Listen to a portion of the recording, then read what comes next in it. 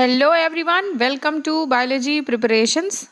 इस वीडियो में हम देखेंगे अमीबा से रिलेटेड सारे इंपॉर्टेंट क्वेश्चंस। इसका एक फर्स्ट पार्ट हमने पहले ही अपलोड किया है, ये इसका सेकंड पार्ट में है जिसमें हम रिमेनिंग क्वेश्चंस को सॉल्व करेंगे। हमने बीएससी की बहुत ही renowned book R L. Kotpal modern text book of zoology invertebrates से ये सारे क्वेश्चंस का कलेक्शन लिया है, जो हर चैप्टर के लास्ट में मल्टीपल चॉइस क्वेश्चंस के फॉर्म में दिया हुआ है। इस क्वेश्चंस में इनफैक्ट पूरा का पूरा थियरी पोर्शन कवर है, क्योंकि अगर इन क्वेश्चंस को सारे ऑप्शंस के साथ आप डिटेल में स्टडी करते हैं तो थियरी बगैर पढ़े भी आप पूरा चैप्टर समझ जाएंगे।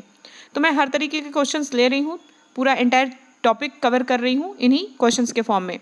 अगर आप PGT, TGT, KVS, NVS, DSSB, GIC किसी भी बायोलॉजी बेस्ड एग्जाम की प्रिपरेशन कर रहे हैं तो ये स्टडी मटेरियल आपके लिए बहुत ही यूजफुल है।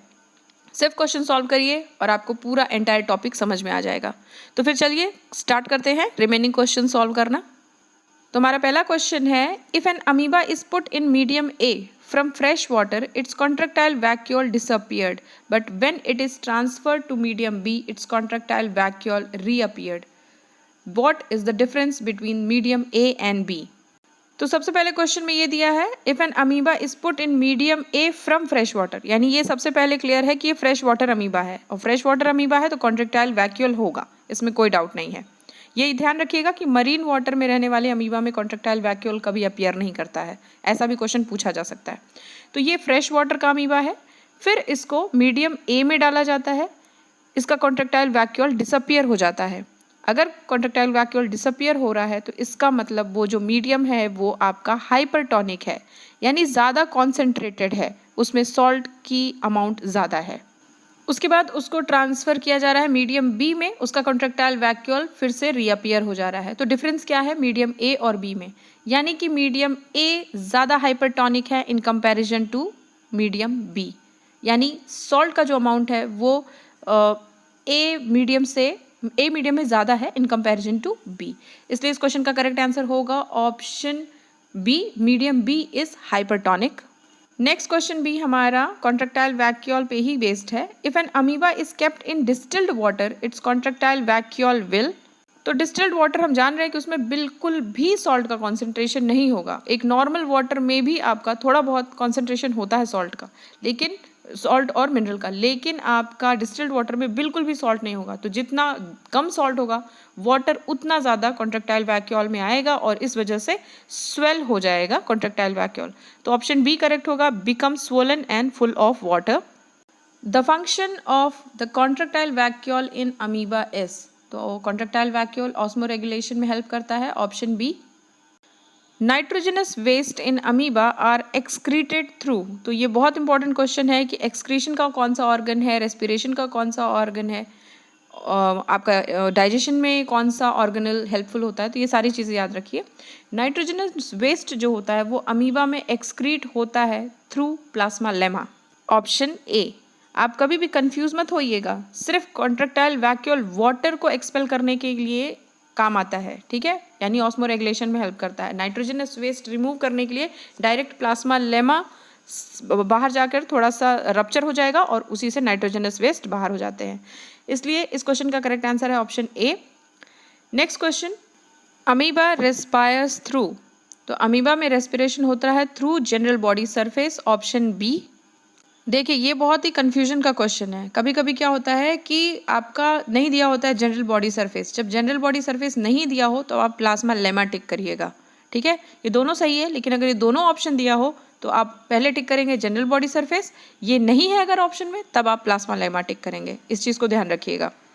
नेक्स्ट क्वेश्चन है, excretion in amoeba occurs by. तो आपका नाइट्रोजनस वेस्ट एक एक्सक्रीशन के प्रोसेस के थ्रू बाहर हो रहा था, तो इसका करेक्ट आंसर है ऑप्शन सी, प्लाज्मा लेमा।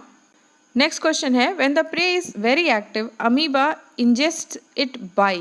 तो इंजेक्शन के प्रोसेस कई तरीके से होते हैं अमीबा में। ये भी एक इम्पॉर्टेंट टॉपिक है क्योंकि इसके सारे टर्मिनोलॉजी से क्वेश्चन पूछा जाता है, चाहे वो सर्कमफ्लुएंस हो, इन्वेजिनेशन हो, सर्कमवलेशन हो।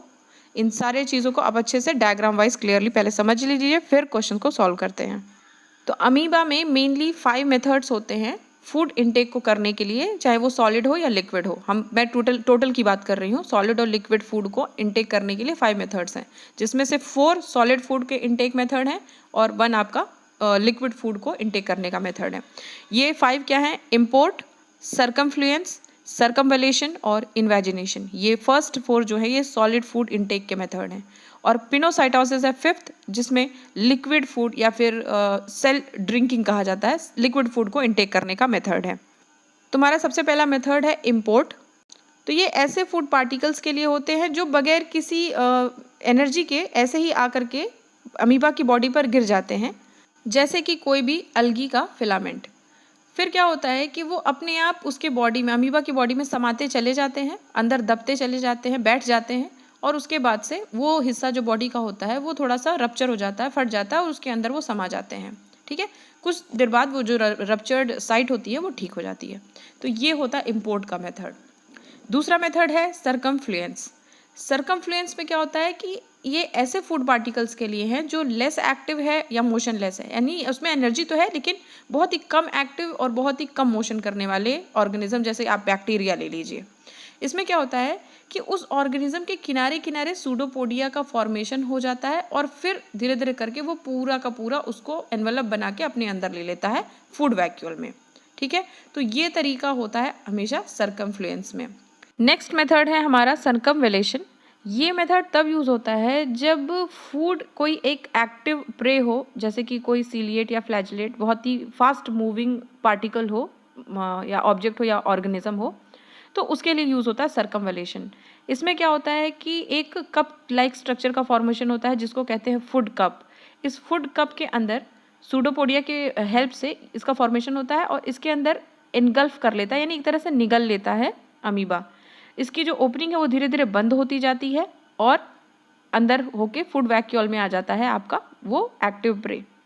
उसके बाद से वाटर की हेल्प से उसका डाइजेशन हो जाता है। तो ये होता है आपका सर्कमवेलेशन। इनवेजिनेशन में अमीबा एक स्टिकी और टॉक्सिक सेक्रीशन निकालता है, यानी एक चिपचिपा सा पदार्थ से सेक्रेट करता है जो इसके एक्टोप्लाज्म से निकलता है और इसी से जो फूड पार्टिकल होती है वो चिपक जाती है। उसके बाद ये धीरे धीरे करके उसको निगल लेता है, सक कर लेता है अपने अंदर एक्टोप्लाज्म के हेल्प से, और एक्टोप्लाज्मिक ट्यूब का फॉर्मेशन करता है। धीरे धीरे करके फूड अंदर जाता जाता है, फूड वैक्यूल फॉर्मेशन हो जाता है और ये जो ट्यूब बनी होती है ये खत्म हो जाती है। तो ये तरीका होता है इन्वेजिनेशन में। तो ये जो फर्स्ट 4 मेथड हमने देखे ये सब सॉलिड फूड पार्टिकल्स के लिए हैं। नेक्स्ट हमारा पिनोसाइटोसिस, इसको कहते हैं सेल ड्रिंकिंग। ठीक है, एक तरह से लिक्विड फूड को इंजेस्ट करने के लिए ये मेथड यूज होता है अमीबा में। अब हमने सारे मेथड देख लिए, अब हम क्वेश्चन की तरफ मूव करते हैं। क्वेश्चन में पूछ रहा है when the prey is very active amoeba ingest it by, तो इसका करेक्ट आंसर है ऑप्शन बी, सर्कमवेलेशन, जिसमें बहुत ही एक्टिव प्रे का इनगल्फमेंट होता है। नेक्स्ट क्वेश्चन है when amoeba is subjected to weak and steady electric current, तो इसका करेक्ट आंसर है option C, it moves towards the cathode. हमने देखा था कि कौन से स्टिमुलस पे क्या रिस्पॉन्स होता है अमीबा का, तो ये मूव कर जाता है कैथोड की तरफ। अगर आपने फर्स्ट वीडियो देखा है, इसका फर्स्ट पार्ट देखा है, तो उसमें विथ डायग्राम मैंने पूरा एक्सप्लेन किया है कि किस स्टिमुलस पे क्या रिस्पॉन्स होता है अमीबा का, उसमें हमने ये देखा था। तो इसका करेक्ट आंसर है option C. Sol gel theory was proposed by, तो मैंने बताया है कि इसको प्रपोज या देने वाले थे हाइमन, जिसे सपोर्ट किया था मार्स्ट एंड पैंटिन ने। ऑप्शन बी करेक्ट है।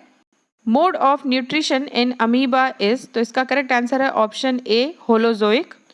जोइक मतलब इसका जो मोड है वो एक एनिमल मोड में ये फूड इंटेक करता है, और होलो मतलब पूरा का पूरा कंप्लीटली फूड पार्टिकल को इनगल्फ कर लेता है।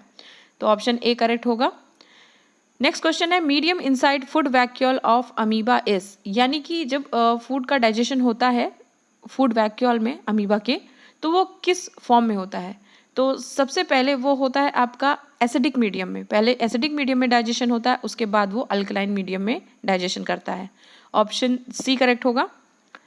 In amoeba binary fission occurs when, तो बाइनरी फिजन होने के लिए टेम्परेचर सूटेबल होना चाहिए और फूड का अबंडेंस होना चाहिए, यानी बहुत ज़्यादा मात्रा में फूड होना चाहिए और टेम्परेचर भी ऑप्टिमम और सूटेबल होना चाहिए। तो ऑप्शन सी करेक्ट होगा, बोथ। सी तो बिल्कुल नहीं होगा, पॉन्ड वाटर ड्राइज अप, सूखे में तो बिल्कुल भी पॉसिबल नहीं है, इसलिए सी ऑप्शन करेक्ट होगा। Regarding locomotion in amoeba, Pantin supported, तो मैंने बताया कि हाइमन, मास्ट एंड पैंटिन इन तीनों का रोल है आपका सॉल-जेल थियरी देने में। ऑप्शन डी करेक्ट होगा। An amoeba living in fresh water respire by means of, तो मैंने पहले ही बताया है कि रेस्पिरेशन हमेशा होता है आपका जनरल बॉडी सरफेस से, लेकिन यहाँ पे जनरल बॉडी सरफेस नहीं है तो आप प्लाज्मा लेमाटिक करेंगे, option C. A full-grown amoeba undergoes binary fission. The total surface area of one daughter amoeba soon after division is likely to be, तो बाइनरी फिजन में पेरेंट अमीबा डिवाइड करता है दो डॉटर अमीबा में, जिनकी जो साइज होती है वो पेरेंट अमीबा के जस्ट हाफ होती है। इसलिए इस क्वेश्चन का करेक्ट आंसर होगा option B, equal to the half of that of the parent amoeba. Next question है, locomotory organelle in amoeba are, तो ऑप्शन ए करेक्ट है, lobopodia. Amoeba was discovered by, तो अमीबा की discovery की थी रोसेनहॉफ ने, option C. Next question देखते हैं, अ लोबोपोडिया इज डिराइव्ड ऑफ, तो लोबोपोडिया आपका सूडोपोडिया का ही एक डेरिवेशन है, उसी स्ट्रक्चर से डिराइव हुआ है, तो ऑप्शन बी करेक्ट होगा। Sol-jail transformation theory put forward या पुट इस क्वेश्चन का करेक्ट आंसर है option A, Yogi and marshland. यहाँ पर आप कंफ्यूज मत होइएगा, जेल सॉल के ट्रांसफॉर्मेशन की थियरी पूछा हुआ है, सॉल जेल थियरी नहीं पूछा है। सॉल जेल थियरी में आपका हाइमन, मास्ट एंड पैंटिन है, यहाँ जेल से सॉल का ट्रांसफॉर्मेशन कैसे होता है ये थियरी दी थी योगी एंड मार्शलैंड ने, ऑप्शन ए। अमीबा शोज, इसका करेक्ट आंसर है आपका फोटोटैक्सिस, कीमोटैक्सिस, थर्मोटैक्सिस, ये नहीं, ये सारे स्टिमुलस ये शो करता है, इन सारे स्टिमुलस को रिस्पॉन्स शो करता है, option D all. Destruction of nucleus in amoeba result in, अगर अमीबा का न्यूक्लियस डिस्ट्रॉय कर दिया जाए तो उस केस में क्या होगा, उस केस में इसकी जो मेटाबॉलिक एक्टिविटी होगी वो स्लो डाउन हो जाएगी, ऑप्शन सी करेक्ट है। Nuclear DNA of amoeba is, तो इसका करेक्ट आंसर है ऑप्शन ए, अ डबल हेलिक्स। अब देखते हैं इस वीडियो का last question, pseudopodia amoeba is composed of, तो जो अमीबा का सूडोपोडिया होता है उसमें एक्टोप्लाज्म और एंडोप्लाज्म दोनों होते हैं, इसलिए ऑप्शन सी करेक्ट होगा, बोथ। तो स्टूडेंट्स, हमने दो वीडियो में पूरा अमीबा का टॉपिक कवर किया क्वेश्चंस के थ्रू। क्वेश्चन में ही हमने इतने डिटेल में इसको सॉल्व किया है कि एंटायर टॉपिक हमारा कवर हो गया है। आपको थियरी देखने की ज़रूरत नहीं पड़ेगी क्योंकि इन्हीं इंपॉर्टेंट टॉपिक से क्वेश्चंस पूछे जाते हैं। अगर आपको मेरा वीडियो अच्छा लग रहा है तो प्लीज़ इसे लाइक एंड शेयर करें और मेरे चैनल को सब्सक्राइब कर लें, क्योंकि आपका सपोर्ट ही मेरा मोटिवेशन है। तो फिर मिलते हैं नेक्स्ट वीडियो में नेक्स्ट टॉपिक के साथ। Till then take care and good bye.